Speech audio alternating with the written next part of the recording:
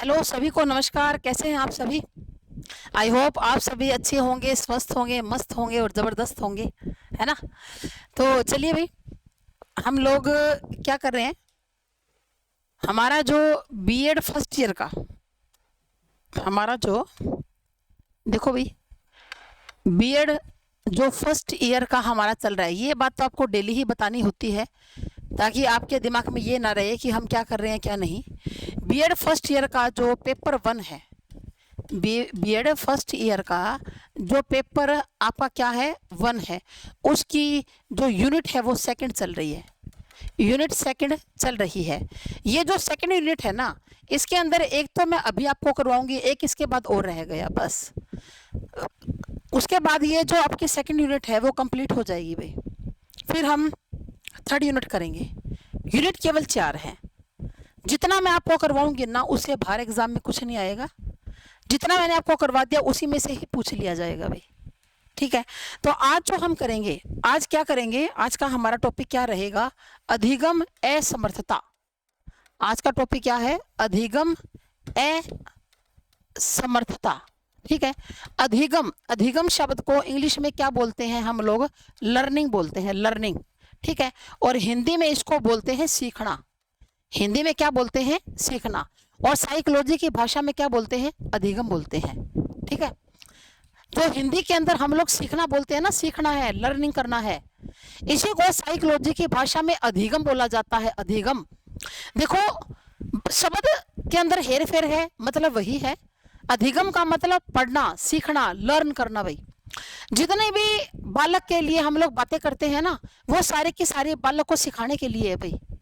आप लोग बीएड पढ़ रहे, बीएड कर रहे हो, या कोई एमएड करता है, कोई जेबीटी करता है, सब कुछ बच्चों को सिखाने के लिए है भाई। यानी कि जो सीखना है ना, वो सेंटर के अंदर है भाई।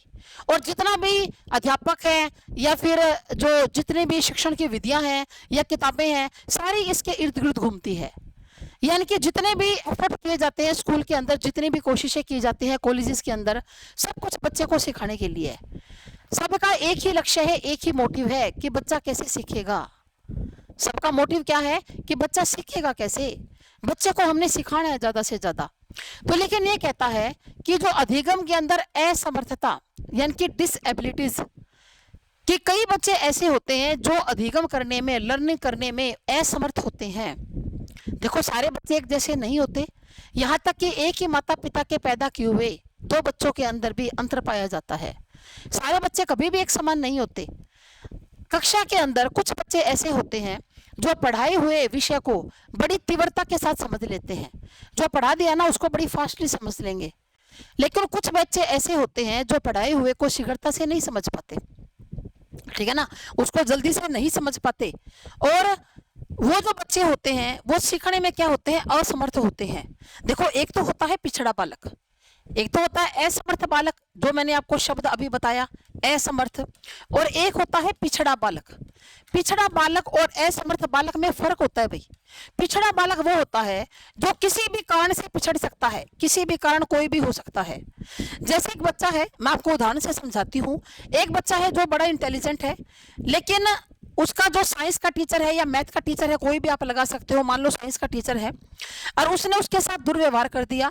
मतलब कक्षा के अंदर उसको बिना काम डांटता रहता है, फटकारता रहता है, ठीक है ना, और बच्चों के साथ भेदभाव करता है। कई टीचर होते हैं ऐसे कि कुछ एक बच्चे तो उनके चहेते होते हैं, उनको सारा दिन अपने चेयर के पास खड़े रखेंगे, टेबल के पास समझाते रहेंगे, कुछ बताते रहेंगे। और कुछ एक बच्चों के वो हाथ धोकर पीछे पड़ जाते हैं। जैसे बच्चे ने क्लास के अंदर मान लो कोई मिसबिहेव कर दिया, तो टीचर है ना उससे चिढ़ने लग जाता है, चिढ़ता है बच्चे से। तो जो वो बच्चे से चिढ़ेगा ना, वही बच्चा जो साइंस के अंदर इंटेलिजेंट था, धीरे धीरे अब साइंस के अंदर वो धीरे धीरे कमजोर होता चला जाएगा। तो उसको हम लोग असमर्थ नहीं कहेंगे, उसको पिछड़ा बालक कहेंगे। पिछड़ गया वो, कारण क्या था, टीचर का दुर्व्यवहार। अब बच्चा तो बच्चा है, अगर बच्चा कोई मिसबिहेव कर भी देता है तो देखो कोई बात नहीं, आखिर वो बच्चा है, छोटा है ना। आप बड़े हो, आप टीचर हो, वो बच्चा है, वो ना समझ है। तो बच्चे से मन में किसी भी प्रकार की गांठ बांध लेना, बच्चे के प्रति, उसके प्रति मतलब बुरी भावना रखना, ये एक टीचर को शोभा नहीं देता भी। लेकिन कई टीचर ऐसा करते हैं, अगर बच्चे ने कुछ कह दिया, बच्चे ने कुछ कर दिया गलत व्यवहार, तो कोई बात नहीं, उसको डांट दो, समझा दो, उसके बाद चलो कोई बात नहीं, फिर क्या हो गया, बच्चा है, आखिर आपका बच्चा है, वो आपसे पढ़ने के लिए आया है। अगर आप उसके सामने अच्छा व्यवहार नहीं करोगे तो वो सीखेगा कैसे? तो वो जो बच्चा है ना उस सब्जेक्ट के अंदर पिछड़ने लग जाता है। धीरे धीरे क्या होता है, वो साइंस के लेक्चर में या इंग्लिश के या जो मैथ है जो भी टीचर है उसके लेक्चर में जाने से ही डरता है। वो सोचता है कि नहीं ये तो टीचर मेरे से चिढ़ता है, ये जाते मेरे को डांटना ही इसने और कुछ नहीं भाई। ऐसा नहीं होना चाहिए, वो बालक एक पिछड़ा बालक होता है। कई बार क्या होता है कि बच्चे के घर के अंदर स्थिति खराब हो जाती है, आर्थिक स्थिति खराब हो गई या घर का माहौल खराब हो गया, सारा दिन आए दिन लड़ाई झगड़े दंगे फसाद घर में होते हैं, तो वो बच्चा इंटेलिजेंट होते हुए भी धीरे धीरे पिछड़ने लग जाता है। सॉरी, क्योंकि इन सब बातों का बच्चे के कोमल दिमाग पर बहुत अधिक क्या पड़ता है, प्रभाव पड़ता है। कई बार क्या होता है बच्चा मोबाइल फोन के कारण पिछड़ जाता है। माता पिता जो होते हैं वो आजकल आधुनिक बनने के चक्कर में, मॉडर्न बनने के चक्कर में बच्चे को नया फोन लाकर दे देते हैं, और बच्चा है वो उसको पता नहीं सही गलत का नहीं पता उसको, वो सारा दिन फोन देखेगा और बच्चा धीरे धीरे धीरे धीरे पिछड़ने लग जाता है। ये तो पिछड़े बालक की मैं बता रही हूँ ताकि आप कंफ्यूज ना हो कि पिछड़ा बालक और असमर्थ बालक में अंतर क्या होता है। असमर्थ बालक वो होता है कि जिसके अंदर कैपेसिटी नहीं है पढ़ने की, जो आपके बात को ढंग से नहीं समझ पाता, या कई बच्चे ऐसे होते हैं जो गणित को नहीं समझ पाते, जमा घटा गुणा, वो गणित से संबंधित विकृति होती है उनके अंदर, उन बच्चों के अंदर डिस कैलकुलिया होती है। कई बच्चे ऐसे होते हैं जो क्लास में पढ़ नहीं पाते, जैसे टीचर बच्चों को लेसन पढ़वाता है ना कि भाई लेसन पढ़ो, आप खड़े हो जाओ, आप खड़े हो जाओ। कुछ बच्चे ऐसे होंगे जो क्लास में पढ़ नहीं पाएंगे ढंग से, क्लास के अंदर वो ढंग से पढ़ नहीं पाते, तो वो जो बच्चे होते हैं उनके अंदर अधिगम असमर्थता होती है। कुछ बच्चे ऐसे होते हैं जो क्लास में अपना ध्यान नहीं टिका पाते, टीचर समझाता है ना लेकिन वो अपना ध्यान नहीं टिका पाते, इधर उधर सारा दिन देखते रहते हैं, वो उन बच्चों के अंदर भी अधिगम असमर्थता होती है। फिर कुछ बच्चे ऐसे होते हैं जो हाइपर एक्टिव होते हैं, बहुत ज्यादा उनके अंदर एक्टिवनेस होती है, सारा दिन वो इधर उधर इधर से उधर सारा दिन घूमते फिरते रहते हैं, यानी कि उन बच्चों को हम लोग क्या बोलते हैं, हाइपर एक्टिव बच्चे बोलते हैं। कुछ बच्चे ऐसे होते हैं जो लिख नहीं पाते, टेढ़ा मेढ़ा लिखेंगे, शब्दों को छोड़ छोड़ कर लिखेंगे, वाक्यों को छोड़ छोड़ कर लिखेंगे।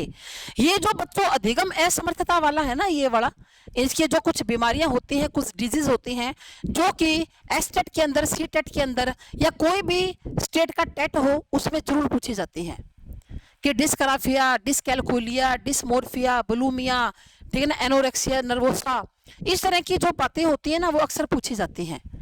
तो पहले तो हम इसको क्लियर कर ले कि अधिगम असमर्थता है क्या। अधिगम असमर्थता है क्या, यानी कि अधिगम करने में, पढ़ने में बच्चे को क्या हो रही है, असमर्थता हो रही है। बच्चे को कैपेसिटी नहीं है, बच्चा डिसेबल है ना, एबल नहीं है वो पढ़ने के, अधिगम के अंदर उसको दिक्कत आ रही है, वो पिछड़ा हुआ नहीं है लेकिन अधिगम में उसको दिक्कत है, क्यों, उसके शरीर के अंदर कोई ना कोई उसको दिक्कत आती है। कैसे, ये जो अधिगम असमर्थता शब्द है ना, इसका प्रयोग सबसे पहले सैमुअल क्रिक ने किया था। अधिगम असमर्थता शब्द का सबसे पहले प्रयोग सैमुअल क्रिक ने किया था। किसने किया था भाई, नाम याद रखिएगा, सैमुअल क्रिक ने किया था। कब किया था, 1963 में किया था। अधिगम असमर्थता शब्द का प्रयोग सबसे पहले 1963 के अंदर सैमुअल क्रिक के द्वारा किया गया था। सैमुअल क्रिक ने कहा था कि कुछ बच्चे ऐसे होते हैं जो कक्षा के अंदर पढ़ने के अंदर क्या होते हैं, असमर्थ होते हैं। ये बच्चे जो हैं वो आम बच्चों की तरह है ना, एक साधारण बच्चे की तरह कक्षा में नहीं पढ़ पाते। जब ये नहीं पढ़ पाते तो धीरे धीरे ये जो बच्चे हैं वो, इनका जो स्तर है, वो लेवल है, वो गिरना शुरू हो जाता है। और अगर इन बच्चों पर थोड़ा सा ध्यान दिया जाए तो ये बच्चे भी आगे आने वाले जीवन में बहुत सफल हो सकते हैं। लेकिन इसके लिए टीचर को इनकी पहचान तो होनी चाहिए। आप एक टीचर बनना चाहते हो, आप भावी टीचर हो, आप बीएड कर रहे हो, आप भावी टीचर हो, आपको इस बात का ज्ञान होना चाहिए कि बच्चे के अंदर अधिगम असमर्थता क्या होती है, लर्निंग डिसेबिलिटी क्या होती है, और बच्चे में किस किस प्रकार की अधिगम असमर्थता पाई जाती है। आपको इस बात का ज्ञान होना चाहिए, ठीक है ना, कि बच्चे में किस किस प्रकार की, कितने प्रकार की अधिगम असमर्थता पाई जाती है। आपको इस बात का क्या होना चाहिए, ज्ञान होना चाहिए। ठीक है, अब देखिए सैमुअल क्रिक ने 1963 में इसके बारे में बताया था। ये बात आप याद रखिए, ये फैक्ट है। कि पहले अधिगम असमर्थता को कोई नहीं जानता था, लेकिन सैमुअल क्रिक ने बताया था। देखो भी अधिगम असमर्थता जो होती है ना, क्लास में, हर एक क्लास में इस तरह के बच्चे पाए जाते हैं जिनके अंदर अधिगम असमर्थता होती है। तो देखिए, सबसे पहले हम लोग बात करते हैं किसकी, कि अधिगम असमर्थ बच्चों की विशेषताएं क्या है। जब तक आपको विशेषताएं नहीं पता होंगी तब तक आप इसको नहीं पहचान सकते। अधिगम असमर्थ बालक की विशेषताएं क्या होती हैं? तो देखो, पहली बोली जाने वाली भाषा का विलंबित विकास, यानी कि डीलेड स्पोकन लैंग्वेज डेवलपमेंट। जो अधिगम असमर्थ बच्चे कुछ इस प्रकार के होते हैं, अलग अलग प्रकार के बच्चों की बात करेंगे भाई, कि पहली प्रकार के बच्चे वो हैं जो जिनके अंदर जो भाषा होती है ना, जो हम बोलते हैं, उसका जो विकास है वो ढंग से नहीं हुआ होता, उस भाषा का विकास ढंग से नहीं हुआ होता। आपने देखा होगा कि कुछ बच्चे 4 और 5 साल की उम्र में बोलना शुरू करते हैं, यानी कि वो हमारी तरह धारा प्रवाह नहीं बोल सकते, बोलने में झिझकते हैं, शर्माते हैं वो बच्चे। तो जो भाषा हम लोग बोलते हैं ना, उसके अंदर उनका मतलब वो दूसरे बच्चों के साथ मुकाबला नहीं कर पाते भी, वो व्याकरण संबंधी अशुद्धियां हैं जो है वो बच्चे करते हैं। तो ये बोली जाने वाली भाषा के विकास में अधिगम असमर्थी बच्चे पिछड़े होते हैं। हम उमरिया कक्षा के साथियों के साथ ये मुकाबला नहीं कर पाते। फिर उनका शब्द भंडार बहुत सीमित होता है, यानी कि ये थोड़े ही शब्दों को जानते हैं, थोड़े ही शब्दों को ये बोल सकते हैं, ज़्यादा शब्दों को नहीं बोल सकते। यानी कि ये कुछ एक शब्द ऐसे होते हैं जिनको ये बोल सकते हैं, बाकी शब्दों का प्रयोग करना ये नहीं जानते, ठीक है ना। फिर भाई इनका शब्द भंडार बहुत थोड़ा होता है और व्याकरण संबंधी गलतियां करते हैं और तर्कपूर्ण क्रम के विचारों को व्यवस्थित करने में कठिनाई होती है, यानी कि ये अपनी बात को तर्कपूर्ण नहीं कह सकते, लॉजिकल थिंकिंग ये नहीं कर सकते, लॉजिकल बात ये नहीं कह सकते। अगर किसी बात के ऊपर कोई समूह के अंदर कोई वाद विवाद हो रहा है, कोई बहस हो रही है, ठीक है ना, मैं साइड में हो जाती हूँ, आपको दिखाई देगा, कोई बात पर बहस हो रही है, वाद विवाद हो रहा है, तो ये बच्चे जो है ना, इनकी भाषा बढ़िया नहीं होती। बढ़िया भाषा न होने के कारण ये उस वाद विवाद में ढंग से उसके अंदर पार्टिसिपेट नहीं कर पाते और कई बार तो ये मुश्किल बातों को भी बड़ी आसानी से भूल जाते हैं। भाई सीधी सी बात है कि इन लोगों के भाषा का विकास नहीं होता इन बच्चों की, और भाषा का विकास देरी से होने के कारण ये जो बच्चे हैं वो अधिगम असमर्थ माने जाते हैं। क्योंकि कक्षा में जो टीचर है वो नए नए शब्दों का प्रयोग करता है, ये बच्चे नए नए शब्दों के प्रयोग से अनजान होते हैं, इनको नहीं पता होता कि जो नए नए शब्दों का प्रयोग कैसे किया जाए, ठीक है ना, उनको व्यवहार में कैसे उपयोग में लाया जाए। इनका शब्द भंडार बहुत छोटा होता है, कुछ एक शब्दों को ही ये जानते हैं और उन्हीं के अनुसार ही ये बोल सकते हैं, बस, और इससे ज्यादा कुछ नहीं भाई। उसके बाद आगे देखिए, अपर्याप्त समय संप्रत्यय। अपर्याप्त समय संप्रत्यय, इसका मतलब क्या होगा कि भाई इन एडेक्वेट टाइम कंसेप्ट, ऐसे बच्चों में समय का संप्रत्यय नहीं होता। संप्रत्यय माना कॉन्सेप्ट, ये समय को नहीं जानते भाई, यानी कि इनको ये अनुमान नहीं होता कि कौन सा काम कितने देर में पूरा हो जाएगा। जैसे इनको कह दिया जाए कि तुम ये एक पेज कितनी देर में लिख दोगे, तो इनको कोई आइडिया नहीं होता कि 10 मिनट में, 15 मिनट में, आधे घंटे में। समय का कॉन्सेप्ट है ये नहीं जानते। आप इनको कह दोगे कि तुम कितनी देर खेलोगे, तो ये बता नहीं पाएंगे कि 15 मिनट, 10 मिनट, आधा घंटा, 1 घंटा। कॉन्सेप्ट जो है ना समय का इनके समझ में नहीं आता भाई, इनको कोई अनुमान नहीं होता, ठीक है ना। फिर उसके बाद ये समय, घड़ी, कैलेंडर, इसके बारे में बड़े निम्न स्तर की इनकी संवेदना होती है। ये समय को, घड़ी को, कैलेंडर को इनको नहीं जानते ये अच्छी तरह से, ठीक है। फिर इनमें दिन, सप्ताह, महीने, वर्ष, इनका भी ज्ञान नहीं होता कि आज कौन सा दिन है, सप्ताह में कितने दिन होते हैं, एक साल में कितने सप्ताह आते हैं, ठीक है ना, और महीने कितने होते हैं, साल में 12 महीने होते हैं, या कितने वर्ष है, क्या है, लीप ईयर क्या होता है, इसके बारे में इनका कोई भी ज्ञान नहीं होता, ठीक है ना। समय की इकाइयों का ज्ञान नहीं होता, क्योंकि इनके अंदर जो टाइम का कॉन्सेप्ट है वो डेवलप नहीं होता भाई, ठीक है। पहली प्रकार के बच्चे क्या थे कि जो बोलने में, जो हम भाषा बोल रहे हैं ना, उसका विकास नहीं होता। दूसरी प्रकार के बच्चे क्या है कि टाइम का कॉन्सेप्ट नहीं समझते। आपको ये पॉइंट ऐसे लिखना पड़ेगा एग्जाम के अंदर, तभी बात बनेगी भाई। उसके बाद है संबंध पर निर्णय में कठिनाई। अगली बात क्या है, संबंध पर निर्णय में कठिनाई, ठीक है भाई। 1 मिनट ठहरो, थोड़ा सा इसको ठीक कर दूं। संबंध पे निर्णय में कठिनाई, संबंध में निर्णय क्या होता है, डिफिकल्टी इन जजिंग रिलेशनशिप। इनमें बच्चों में निर्णय का अभाव रहता है कि क्या महत्वपूर्ण है, क्या नहीं है, ठीक है ना, मतलब इनके अंदर ये किसी के अंदर रिलेशन स्थापित नहीं कर सकते, ये आपस में मतलब इनका ये नहीं पता होता कि भाई पेंसिल का शॉर्पनर से क्या रिलेशन होता है कि पेंसिल शॉर्प करने के वो काम आता है, इरेजर जो है वो पेंसिल का लिखा हुआ मिटाने के काम आता है। यानी कि ये रिलेशन जो है ना, डिफिकल्टी होती है इनको रिलेशन जज करने में।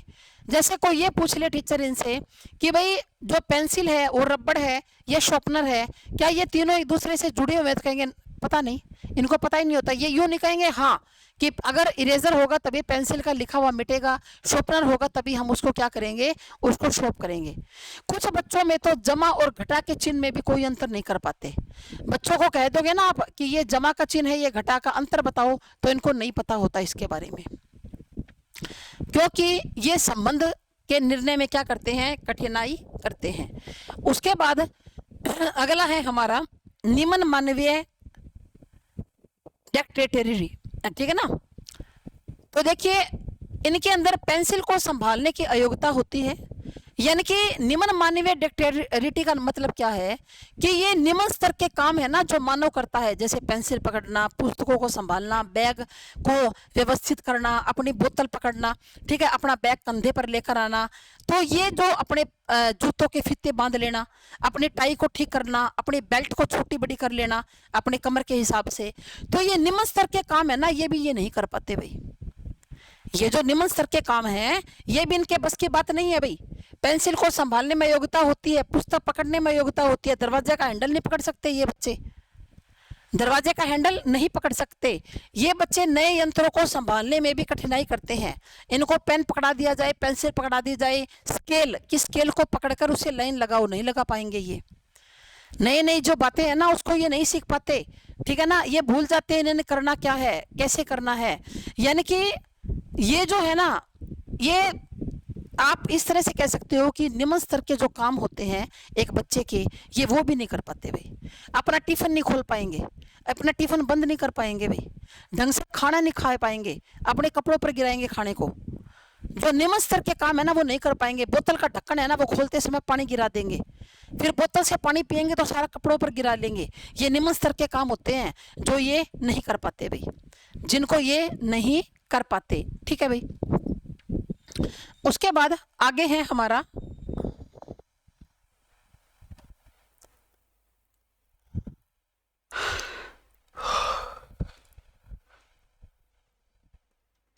निम्न स्तरीय गत्यात्मक समन्वय। आगे है निम्न स्तरीय गत्यात्मक समन्वय, पुअर जनरल मोटर कोऑर्डिनेशन। इनमें बार बार गिरने की प्रवृत्ति होती है। कुछ बच्चे आपने देखे होंगे कि चलते चलते बार बार गिर जाते हैं भाई। बच्चे होते हैं ना, जैसे थोड़ा सा चलेंगे गिर जाएंगे, फिर थोड़ा आगे चलेंगे फिर गिर जाएंगे, तो इनमें बार बार गिरने की प्रकृति होती है।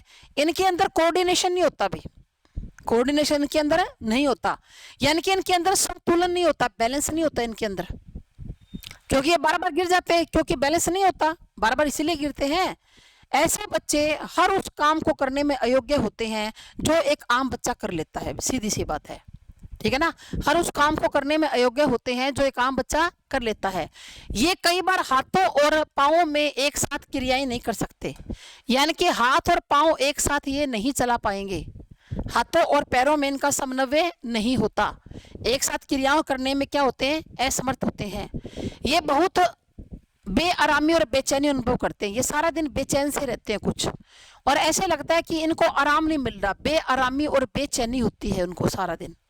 एक विशेष प्रकार की जो बेचैनी है ना वो इन बच्चों को होती है, ठीक है ना। और ये ध्यान विस्तार, अटेंशन स्पैन इनमें बहुत कम होता है, ये ध्यान नहीं लगा पाते एक जगह।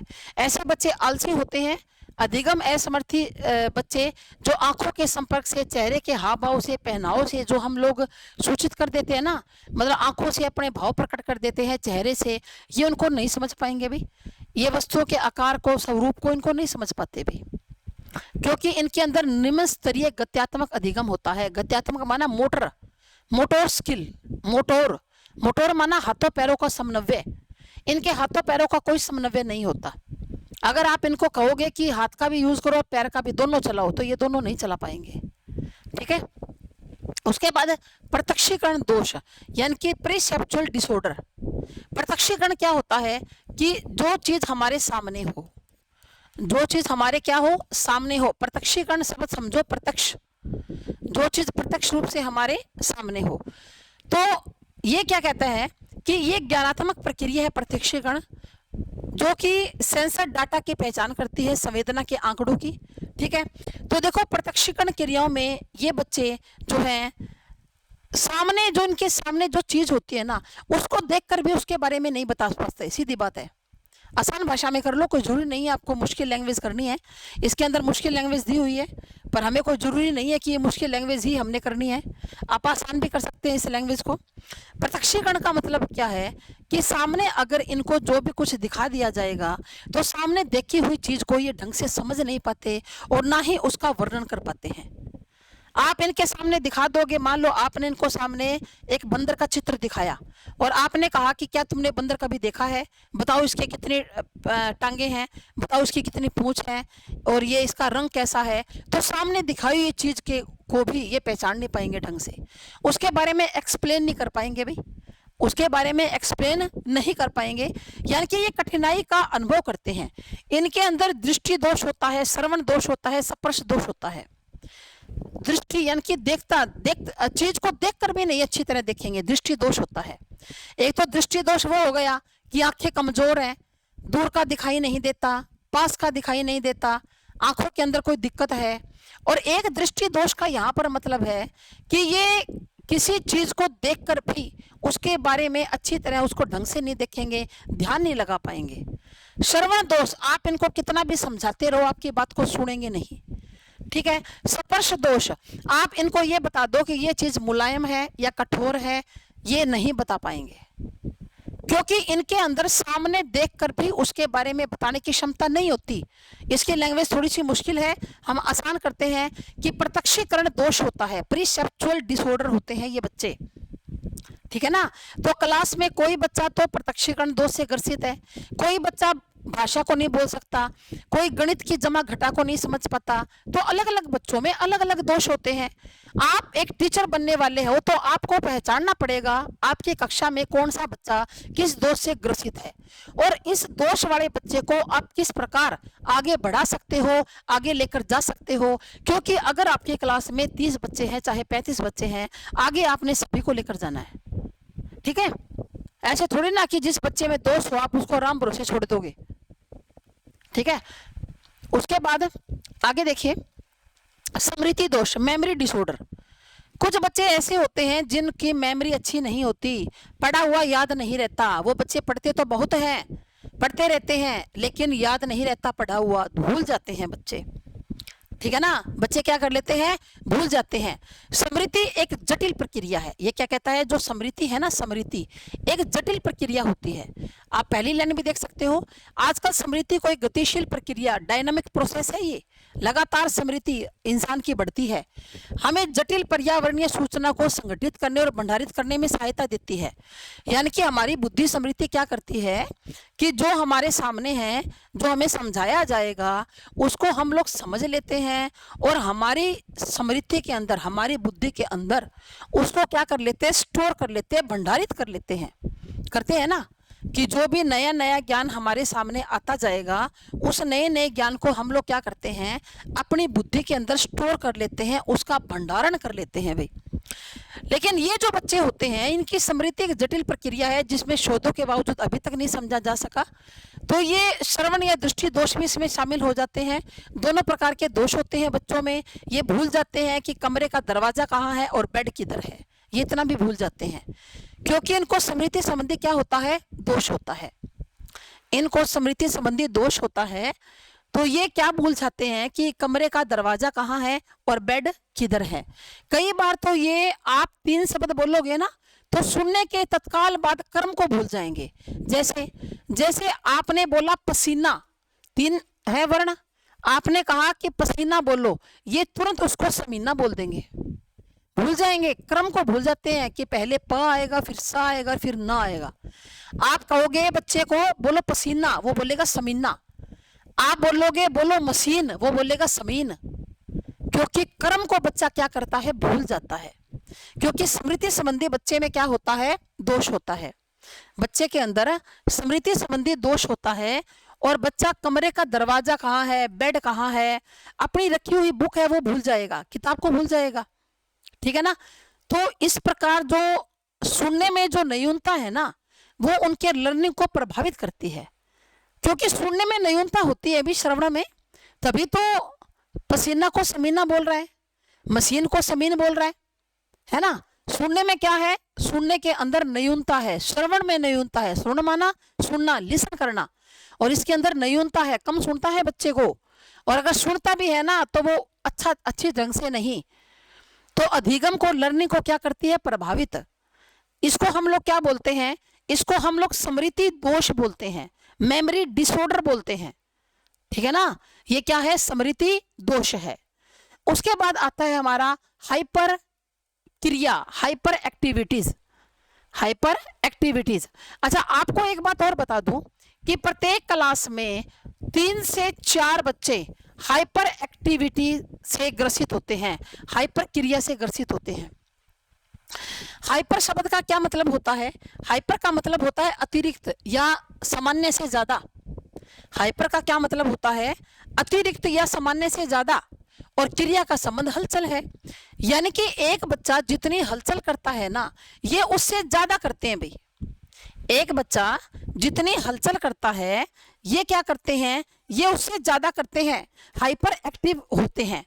आपने देखा होगा कई बार क्लास में कुछ बच्चे ऐसे होते हैं जो सारा दिन उछल कूद करते रहते हैं, इधर उधर घूमते रहते हैं, या जब टीचर पढ़ाएगा ना तो भी वो हाइपर एक्टिव इतना होगा कि इधर उधर देखता रहेगा, टीचर की बातों की तरफ ध्यान ही नहीं करेगा भाई।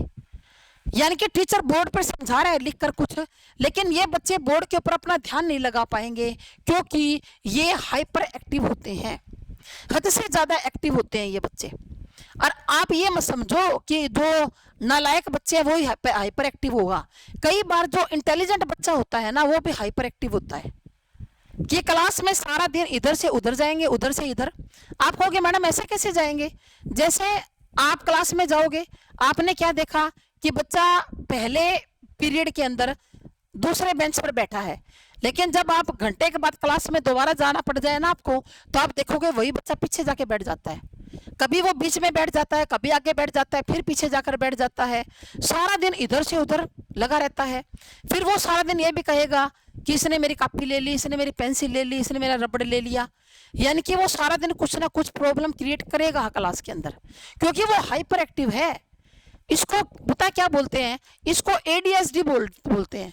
ये एक अधिगम असमर्थता होती है और इसको ADHD बोलते हैं, attention deficit hyper activities disorder. यानी कि अटेंशन डेफिशिएट का मतलब ध्यान नहीं लगा सकता, ध्यान में कमी होती है, और हाइपर एक्टिव होता है ये बच्चा, ठीक है ना। क्या होता है, हाइपर एक्टिव होता है, ठीक है। तो क्रिया का संबंध किससे है, हलचल से है। हाइपर क्रियाओं में क्या शामिल होता है कि बच्चा रेस्टलेसनेस व्यवहार करता है, विश्राम नहीं करता, बच्चा सारा दिन इधर उधर घूमता रहेगा। और जो अधिगम असमर्थी बच्चे होते हैं ना वो हाइपर एक्टिव होते हैं, वे चुपचाप तो बैठ ही नहीं सकते, ध्यान नहीं लगा सकते, वे ऐसे ही होते हैं भी ध्यान नहीं लगाते। वो हाइपर जो क्रिया होती है ना वो लड़कियों की अपेक्षा लड़कों में अधिक होती है। यानी कि अगर आप पूछोगे कि मैडम हाइपर क्रिया किस में ज्यादा होती है, तो ये लड़कों में ज्यादा होती है, लड़कियों में नहीं होती। लड़कियां जो होती है ना वो टिक कर क्लास में बैठी रहती है, हाँ कई बार किसी लड़की में हो सकता हो, पर ज्यादातर ये जो क्रिया है ना वो लड़कों में होती है, ठीक है ना। तो बच्चा क्या करता है, सारा दिन इधर से उधर घूमता ही रहेगा, वो कभी कहेगा ये ले लिया, कभी कॉपी ले ली, कभी पेंसिल ले ली, कभी किसी का वो बैग उठा लेगा, कभी किसी का किधर रखाएगा, अपना बैग कहीं और छुपा देगा, मतलब वो सारा दिन कुछ ना कुछ करेगा, हाइपर एक्टिव है, वो टिक कर बैठ नहीं सकता भाई। और कई बार इंटेलिजेंट बच्चे जो होते हैं ना वो भी हाइपर एक्टिव देखे जा सकते हैं। उसके बाद देखो भाई, ध्यान का अभाव या अवधान ना होना, ये तो हमें पता है, इन अटेंशन होता है, बच्चे क्या होते हैं, इन अटेंशन होते हैं। अधिगम असमर्थी बच्चे एक क्रिया पर ज्यादा समय के लिए ध्यान नहीं, वैसे ये ऊपर वाला जो है ना लगभग वही आएगा, ज्यादातर ध्यान नहीं लगा पाते। ध्यान एक संज्ञानात्मक प्रक्रिया है। संज्ञान का मतलब क्या होगा भाई, संज्ञान का मतलब होता है बुद्धि, संज्ञान का मतलब क्या होता है? बुद्धि। यानी कि जो ध्यान करना है ना, एक बौद्धिक प्रक्रिया है बुद्धि वाली, जो हमें ध्यान केंद्रित करवाती है, ठीक है ना। तो ये जो अवधान है ना, अवधान इंटेंशन होता है, जो अटेंशन होता है, इसको दो भागों में बांट सकते हैं, एक तो चयनित और एक स्थायी, ठीक है ना। एक तो सेलेक्टिव और एक सस्टेन्ड। स्थायी ध्यान का संबंध उस ध्यान से है कुछ समय के लिए बनाए रखते हैं, और चयनित ध्यान कुछ महत्वपूर्ण उद्दीपक, जैसे टीचर कोई खास बात करवा रहा है और वो कह रहा है भी केवल सारे बच्चे इसी की तरफ देखेंगे, ये नहीं देखेंगे ये बच्चे, ठीक है ना, ये बच्चे नहीं देखेंगे, इनमें ध्यान का अभाव होता है। चाहे टीचर बोर्ड पर कुछ करवाए तो भी ये नहीं अपना ध्यान लगा पाते, और अगर टीचर कोई चार्ट, चित्र, मॉडल ये समझा रहा है तो भी ये बच्चे अपना ध्यान उस पर नहीं लगा पाएंगे अच्छी तरह से, ठीक है ना, फिर भी अपना ध्यान ये नहीं लगा पाएंगे। उसके बाद है जी दिशा संबंधी भ्रम। इनके अंदर दिशाओं संबंधी भ्रम होता है, जैसे ये दायां बायां, उत्तरी पूर्वी, ध्रुव, है ना, दक्षिण दिशा कौन सी है ये नहीं समझ पाते भाई, ये सड़क की दिशाएं भी भूल जाते हैं, ठीक है ना। तो ये दायां बायां, ऊपर नीचे, ये कॉन्सेप्ट इनकी समझ से बाहर है भाई, इनको नहीं समझ में आता ये वाला कॉन्सेप्ट। उसके बाद स्थान ज्ञान का अभाव। अगला हमारा क्या है? स्थान ज्ञान का अभाव। तो जो ऐसे बच्चे हैं ना, इनके अंदर पुअर सेप्टियल ओरिएंटेशन होता है, यानी कि नए वातावरण से परिचित होने में कठिनाई होती है। कई बार भवनों के कॉम्प्लेक्स में रास्ता भूल जाते हैं, किसी भवन में गए, कोई कॉम्प्लेक्स में गए, रास्ता भूल जाते हैं। स्थान ज्ञान का अभाव होता है, जैसे अगर ये किसी जगह पर इनको चाहे 10 बार ले जाओ लेकिन उनको रास्ता याद नहीं होगा भी। हम जैसे तो एक बार चले गए, 2 बार चले गए, रास्ता याद हो गया कि हाँ इसी रास्ते से हमें जाना है, पर इनको वो रास्ता याद नहीं होता, ये भूल जाते हैं। ये बच्चे जटिल कार्य का सामना करते हैं तो वे जोश दिखाते हैं और बिना सोचे समझने करने लग जाते हैं। इनकी कोई योजना नहीं होती किसी काम को करने की, हाँ बस एकदम सामने जो काम आ गया जोश में भरकर उस काम को करने की कोशिश करते हैं, बाकी ये कोई काम कर नहीं सकते ढंग से। तो ये 11 क्या है इनके, हमने कुछ विशेषताएं बताई अधिगम असमर्थ बच्चों की। फिर उसके बाद इनकी शिक्षा कैसी होनी चाहिए, उसके बाद बात करते हैं। ये जो 11 के 11 पॉइंट है ना, ये बच्चों आपको याद करने पड़ेंगे और पेपर में लिखना पड़ेगा। पहले आप अधिगम असमर्थता के बारे में बताओगे कि अधिगम असमर्थता ये होती है वो होती है। उसके बाद आप सैमुअल क्रिक ने 1963 में बताया कुछ, उसके बारे में पहले उसका क्या बनाओगे, भूमिका बनाओगे पहले। उसके बाद ये 11 पॉइंट्स लिखोगे हाईलाइट करके। कैसे लिखोगे? हाईलाइट करके। आप पॉइंट्स के नाम अच्छी तरह याद किया करो, अंदर वाला मैटर भी थोड़ा थोड़ा देखा करो। उसके बाद अपनी तरफ से भी आप कुछ बना के लिख सकते हो। मैं ये नहीं कहती बिल्कुल रट्टा मारा हुआ एज इट इज लिखो। क्यों लिखो एज इट इज? आप भावी टीचर हो, आप आने वाले टीचर हो, और आपको ये पता होना चाहिए कि आप किस प्रकार से लिख सकते हो। हम कोई रट्टू तोते नहीं है कि जैसा हमारी किताबों में है हमने वैसे सेम टू सेम छाप दिया, नहीं। आप पॉइंट्स याद कीजिए, उनके अंदर का थोड़ा थोड़ा देखिए और उसके बाद उसको अपने शब्दों में लिखिए, मजा तो तब है ना। तो इनके लिए शिक्षा कैसी होनी चाहिए? पहली बात तो इनके लिए अलग विद्यालय होने चाहिए। जो ज्यादा दिक्कत हो ना जिन बच्चों को, उनके लिए विद्यालय अलग होना चाहिए, क्योंकि वो सामान्य बच्चों के साथ नहीं पढ़ सकते भाई। सामान्य बच्चों के साथ आप पढ़ाओगे ना, वो सामान्य बच्चों को और नहीं पढ़ने देंगे। तो अलग से इनकी अगर ज्यादा दिक्कत है तो विद्यालय कौन से होने चाहिए? अलग से। उसके बाद अलग कक्षाओं की व्यवस्था होनी चाहिए इनके लिए, सेपरेट क्लासेस होनी चाहिए। अगर क्लास के अंदर अधिगम असमर्थ बच्चे ज्यादा हैं तो टीचर को चाहिए कि इनके लिए अलग कक्षा की व्यवस्था करे, ठीक है ना। क्या चाहिए? अलग कक्षा की क्या करे? व्यवस्था करे। असमर्थी बच्चों की अलग समस्याओं के होने के कारण अध्यापक का भी ट्रेंड होना जरूरी है। अध्यापक का भी क्या होना जरूरी है? ट्रेंड। अब ऐसे तो है नहीं कि अध्यापक को किसी बात का ज्ञान है नहीं और वो अधिगम असमर्थी बच्चों को कैसे पढ़ा लेगा। उसको इस बात का ज्ञान होना चाहिए, तभी तो आपको हम लोग पढ़ा रहे हैं। क्योंकि आपकी कक्षा में बच्चों हर तरह के आपको मिलेंगे बच्चे आगे जाकर। जब आप जाओगे ना पढ़ाने के लिए तो कक्षा में अलग अलग बच्चों से पाला पड़ेगा आपका, ठीक है। उसके बाद ऐसे बच्चों का पाठ्यक्रम भी विशेष तौर पर अलग होना चाहिए।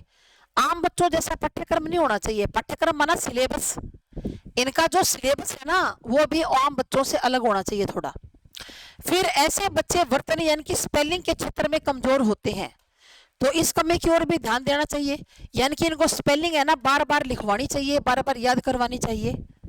तो विषय की दृष्टि से ऐसे बच्चे आमतौर पर किसमें कमजोर होते हैं? गणित में, मैथ में कमजोर होते हैं बच्चे। किसमें? मैथ में। तो इस क्षेत्र में भी विशेष ध्यान दिया जा सकता है भाई।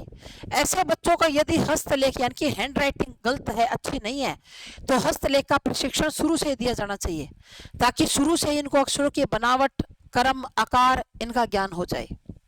तो ये हमारे कुछ एक हैं जो अधिगम असमर्थी बच्चों के लिए हम कर सकते हैं कि अलग विद्यालय हो, अलग इनकी कक्षा हो, अलग समस्या होती है, अध्यापकों का ट्रेंड होना जरूरी है, पाठ्यक्रम भी अलग होना चाहिए, स्पेलिंग भी इनको बार बार लिखवानी चाहिए, गणित में कमजोर होते हैं उस पर ध्यान दो, और हैंड राइटिंग पर।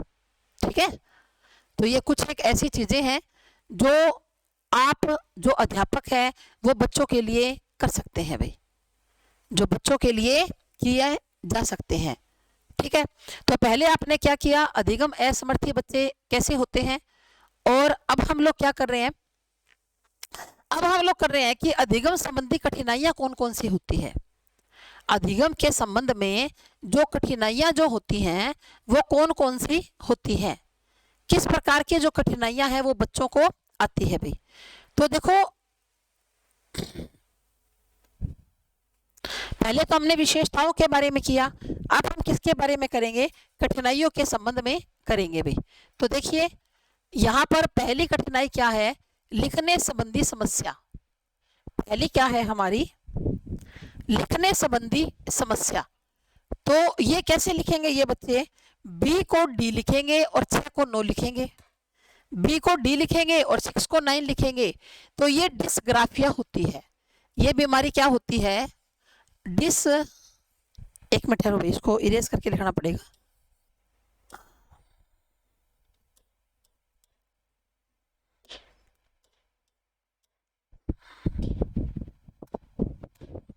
हाँ जी, इसको क्या बोलते हैं, डिसग्राफिया, DYS, इसका मतलब क्या होता है, कठिन, इसका मतलब कठिन होता है, या आप इसको हार्ड बोलते हो, हार्ड, ठीक है ना, कठिन या हार्ड। तो डिस्ग्राफिया क्या होती है, लिखने संबंधी, ये ढंग से लिख नहीं पाते, ये क्या लिखेंगे, उल्टा उल्टा पुल्टा लिखेंगे भाई, या शब्दों को छोड़ देंगे लिखते समय, या फिर पूरी पूरी लाइन को ही छोड़ देते हैं, या लाइनों को आगे पीछे लिखते हैं। उसके बाद है पढ़ने संबंधी समस्या, ये आपको आप बोलेंगे, बट को पुट बोलेंगे, बट को क्या बोलेंगे, पुट बोलेंगे। डिसलेक्सिया होती है, डिस का मतलब हार्ड होती है, लेक्सिया किसके अंदर, पढ़ने के लिए, ये पढ़ नहीं पाते ढंग से, ये डिसलेक्सिया होती है। ठीक है ना, पढ़ने संबंधी क्या होती है, इनकी कठिनाई होती है। जैसे आप बच्चे को क्लास में पढ़ाने के लिए खड़े कर दोगे, बच्चा उल्टा पुल्टा पढ़ेगा, ढंग से पढ़ नहीं पाएगा, बीच बीच में अक्षरों को छोड़ देगा, पूरी पूरी लाइनों को भी छोड़ देता है। उसके बाद है गति कौशल, मोटर स्किल, ये भी हमने पढ़ा था, ये बोलने, चलने, पढ़ने, लिखने सारी समस्या होती है। ये डिस्पेक्सिया होती है, डिस्पेक्सिया, यानी कि अपने आप को एक्सप्रेस करने में दिक्कत आती है। आपने एक फिल्म देखी होगी तारे जमी पर, देखिए ना, तारे जमी पर, तो उस फिल्म में जो बच्चा है ना वो डिस्पेक्सिया बीमारी से ग्रसित है, उसको बोलने में, चलने में, पढ़ने में, लिखने में सारी दिक्कत है उस बच्चे को। देखिए क्या फिल्म तारे जमी पर। उसके बाद गणित से संबंधी जो होगी ना समस्या, इसको डिस्कैलकुलिया बोलेंगे। फिर अवधान संबंधी समस्या, गणित की तो पता ही दिया, जमा घटा को नहीं समझ पाते, है ना। अवधान यानी कि ADHD, ये भी अभी बताया था, attention deficit hyper activity disorder, ये अटेंशन डेफिसिट, अटेंशन ध्यान नहीं लगा पाते और हाइपर एक्टिव होते हैं। भाषा संबंधी विकृति, ये अपने विचार नहीं व्यक्त कर पाते, कभी भी भाषा का संप्रेषण नहीं कर पाते ये बच्चे, यानी कि अगर ये 4 लोगों के बीच में खड़े हो जाएंगे तो ये अपनी बात को ढंग से कह नहीं पाते भाई, इनसे बोला ही नहीं जाएगा। कौन सी बीमारी होती है इनको, इनको होती है कौन सी, अफेजिया, यानी कि भाषाघात। कौन सी होती है, अफेजिया होती है, भाषाघात होती है, ये अच्छी तरह से भाषा संप्रेषण नहीं कर पाते। फिर जन्म से तो नहीं, लेकिन बाद में कोई भी चोट लग गई और कोई मानसिक बीमारी हो गई और इसके कारण जब विचार नहीं व्यक्त कर पाते तो वो डिस्फेजिया होती है। वो क्या होती है भाई? वो डिस्फेजिया होती है। भाई देखो, अगर जन्म से बीमारी है ना, भी अगला नहीं बोल पाता, तो ये अफेजिया। और यदि कोई चोट लग गई, कोई एक्सीडेंट हो गया, उसके कारण ये विकृति आ गई, तो वो डिस्फेजिया होती है। कम आयु में वृद्धावस्था के लक्षण प्रोजेरिया होती है। फिल्म देखी होगी पा फिल्म देखी है क्या? पा, अमिताभ बच्चन की, अमिताभ बच्चन और अभिषेक बच्चन की। उसमें अमिताभ बच्चन को यह बीमारी है। कम आयु में वृद्धावस्था के लक्षण हैं, तो इसको प्रोजेरिया बोलते हैं, प्रोजेरिया। स्वयं के बारे में, शारीरिक रूप के बारे में भ्रमित रहना। जैसे कोई कहता है ना, मैं तो बहुत ही सुंदर हूँ, मैं तो बहुत इंटेलिजेंट हूँ, मैं तो ये हूँ और मैं तो वो हूँ, मतलब अपनी ही बड़ाइयां करना। जिसको खुद के बारे में कुछ ज्यादा ही भ्रम हो, वो डिस्मोर्फिया होता है। क्या बोलते हैं इसको? डिस्मोर्फिया, यानी कि अपने को कुछ ज्यादा ही समझता है, वो डिस्मोर्फिया होता है। मानसिक तनाव संबंधी विकार, यानी कि जो हमारा मानसिक है ना, बुद्धि, उसके अंदर सारा दिन तनाव रहता है, तनाव, वो होता है डिस्थीमिया। क्या होता है वो? डिस्थीमिया, इसको डिस्थीमिया बोलते हैं। सारा दिन टेंशन में रहना, कई होते हैं ना दुखी आत्मा, सारा दिन तनाव रहता है, धक्के का, कुछ तो धक्के का रखते हैं, वो डिस्थीमिया होती है। तनाव की गंभीर अवस्था होती है भाई। ऊंचाई से जो डर लगता है वो एक्रोफोबिया होता है। जो ऊंचाई से डर लगता है ना जिसको, वो एक्रोफोबिया होता है। व्यक्ति का सामान्य व्यवहार, लेकिन समाज या समूह में जाने पर शर्मिला व्यवहार। घर में व्यक्ति सामान्य व्यवहार करेगा, लेकिन जब समाज में जाएगा ना, 10 लोगों के बीच में खड़ा होगा तो शर्माएगा। ऑटिज्म होता है ये बीमारी, ऑटिज्म। ऑटिज्म श्रवण संबंधी विकार, सुनता नहीं है। ऑडिटरी प्रोसेसिंग डिसऑर्डर होता है। झूठ बोलने की आदत होती है कईयों को, झूठ बोलने की, वो मिथोमेनिया होता है।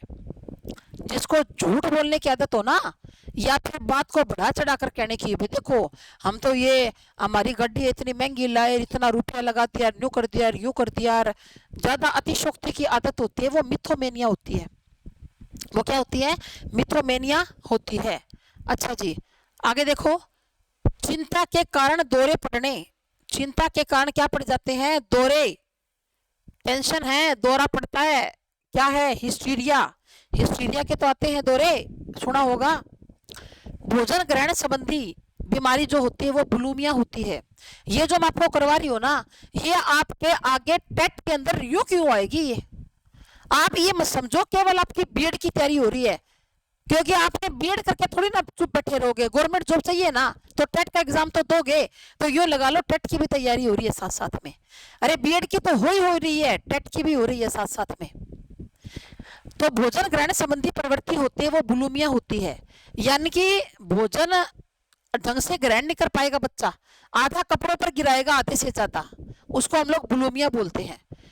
अच्छा, कुछ ऐसे विकार होते हैं, व्यक्ति बहुत ज्यादा खाता है। कई बच्चे होते हैं खाते रहते हैं, खाते रहते हैं, खाते रहते हैं, उनको ये नहीं पता कितना खा लिया कितना नहीं, वो बिंगी आहार विकार होता है। उसको क्या बोलते हैं? बिंगी आहार विकार। देखो इसमें तो कपड़ों पर गिराएगा, ढंग से भोजन खा नहीं पाएगा। किस पर गिराएगा भाई? कपड़ों पर गिराएगा, लेकिन इसके अंदर बहुत ज्यादा खाएगा, ये बिंगी आहार होता है। एक ऐसा आहार संबंधी विकार, एक ऐसा और भी होता है जिसमें खुद को पतला रखता है। भाई मैं बिल्कुल पतला हो जाऊं जमा, इसे, ये किशोर में ज्यादा होता है। इसको यहां लिखा नहीं हुआ, मैं लिख देती हूं, एनोरेक्सिया नर्वोसा। इसको एनोरेक्सिया नर्वोसा बोलते हैं।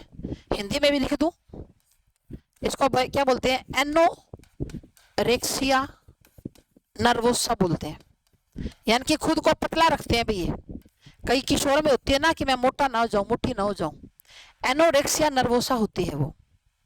तो आपका ये अधिगम असमर्थ वाला हो गया हमारा, और आपको क्लियर हो गया होगा अच्छी तरह से। एक बार क्लियर नहीं हुआ दोबारा वीडियो देख लेना, आपके पास ही रहे, कितनी बार भी देखो चाहे। और हम नेक्स्ट क्लास में एक और क्वेश्चन करेंगे, उसके बाद हमारी ये यूनिट है वो लगभग खत्म ही समझो भाई, सेकंड यूनिट। ठीक है, तो आप सभी का थैंक यू, सभी का धन्यवाद। जय हिंद, जय भारत।